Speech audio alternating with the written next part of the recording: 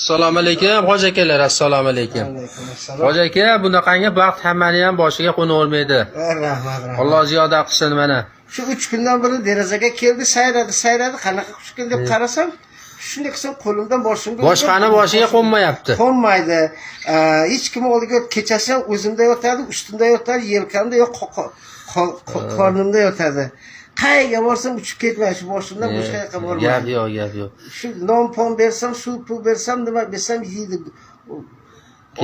Kecha gaplashdik, siz Namangan, o'zim asli Tojikistonlikman, Namanganda yashayman, dedingiz.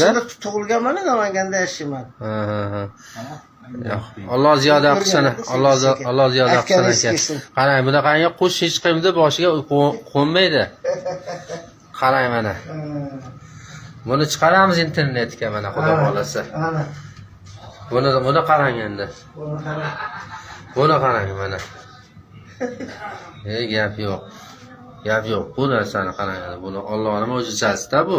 Shunaqa. Boshingizda yuribdi 2 kundan. Yuribdi, hech kun ketmaydi. Hech kimga bormaydi. Birontash qo'l uzatsa chig'irlaydi, unamaydi. Derazaga qo'yaman, haydaveradi, o'lib qoladi desam, tarvorsam qaytib kirib, shunday keladi boshimga qo'nadi. Hayron qoldim. Unaqa bo'lishini. Mashalloh.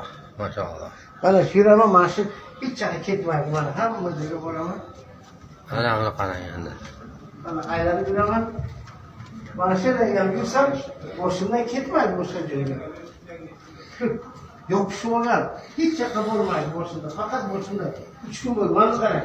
Mana mo'jizani ko'ring, mo'jizani.